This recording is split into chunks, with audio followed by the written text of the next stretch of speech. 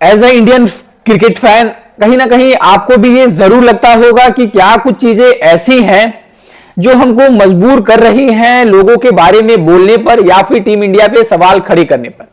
जिस तरीके से टीम इंडिया को दूसरे मुकाबले में हार का सामना करना पड़ा है, ये ना ही सिर्फ हमारे लिए एक हार है बल्कि ये हमारे लिए एक आंख खोल देने वाला मौका है, जो हमें बताता है कि आने वाले 2 महीनों के बाद होने वाले T20I वर्ल्ड कप के लिए हमारी भारतीय टीम किस तरीके से तैयार है।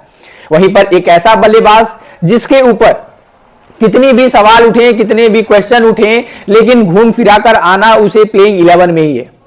और इन सारी चीजों के बीच जितने भी जवाब हैं उन्हें या तो छिपाया जा रहा है या फिर उन्हें बताने की लोगों को जरूरत नहीं समझी जा रही है, या फिर जब मैनेजमेंट से क्वेश्चन किया जाता है तो वो अपनी किए गए पिछले जो अचीवमेंट है, एशिया कप, चैंपियंस ट्रॉफी, वो गौतम गंभीर जैसे शख्स बता देते हैं कि हमने अपनी कैप्टेंसी के, अपने हेड कोचिंग के टेन्योर में ये सारी चीजें भारतीय टीम को कर दी हैं। तो अगर आप इतने बड़े जीत को अपने नाम जो है वो कर रहे हो तो क्या हार का जवाब आप नहीं दोगे? क्या इतने बड़े हार का जवाब आप नहीं दोगे? 2024 में जो team India T20I world cup में डोमिनेट कर T20I वर्ल्ड कप जीतती है, क्या आपको नहीं लगता कि इस बार हमारे लिए चीजें इतनी आसान नहीं होने वाली है? और आसान हमारी बल्लेबाजी से ही, हमारे मैं कहूं तो पहले सीढ़ी से ही यानी ओपनिंग से ही नहीं सही होने वाली है। मतलब जिस तरीके से सुमन गिल को जबरदस्ती का टीम में फिट करने की बातें चल रही हैं, ये कहीं ना कहीं टीम के लिए ही चीजें अच्छी नहीं हो रही हैं, अगर ये कहा जाए तो गलत नहीं होगा। जिस तरीके से बहुत सारे लोग केवल सुमन गिल को एक गोल्डन डक पर आउट होने के बाद ट्रोल कर रहे हैं, क्या वो सही है? चलिए आज यहां पर बातें करते हैं। सुमन गिल कल के मुकाबले में तो केवल डक पर यानी गोल्डन डक पर पहली गेंद पर और 0 रन पर वो आउट हो गए। ऐसे तौर पर सुमन गिल ने, ये उनका अंतरराष्ट्रीय क्रिकेट का टेस्ट, ODI और T20I मिलाकर 133वां मुकाबला था और 133वें मुकाबले के दौरान ये उनका इंटरनेशनल क्रिकेट में पहला गोल्डन डक था। इंटरनेशनल क्रिकेट में गोल्डन डक कोई ऐसी बड़ी चीज नहीं है, क्योंकि ये यहां पर कंपटीशन ही इतना ज्यादा होता है। विराट कोहली जैसे, सचिन तेंदुलकर जैसे और लेजेंडरी बल्लेबाज चाहे कोई भी हो, सबको इनका सामना करना पड़ा है और अब उनमें सुमन गिल का भी लिस्ट में नाम ऐड हो चुका है। लेकिन सवाल जो है वो केवल इस एक गोल्डन डक पर नहीं है, सवाल सुमन गिल के अभी तक जब से उनकी T20I में वापसी कराई गई है या फिर ओवरऑल T20I में उनकी बातें की जाए तो ये उस पर है। सुमन गिल ने पिछले भारतीय टीम के लिए एशिया कप के बाद 14 T20I मुकाबले खेले हैं। जी हाँ, 14 T20I मुकाबले खेले हैं और इस दौरान उनका केवल एक चीज अच्छा है और वो है स्ट्राइक रेट जो है वो 143 का है। हालांकि 143 का इस टाइम प्रेजेंट टाइम में जो एज अ ओपनर आप इतना बेस्ट भी नहीं कहोगे, इतना बुरा भी नहीं कहोगे, एवरेज है जो ठीक है।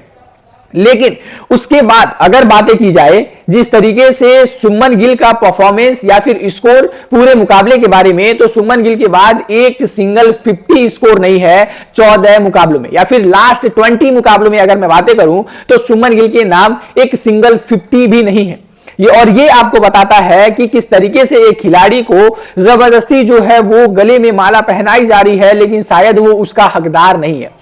हकदार बहुत सारे ऐसे लोग हैं जिनके नाम को ही नहीं लिया जा रहा है और उनको नाम को उठने से पहले ही दबा दिया जा रहा है।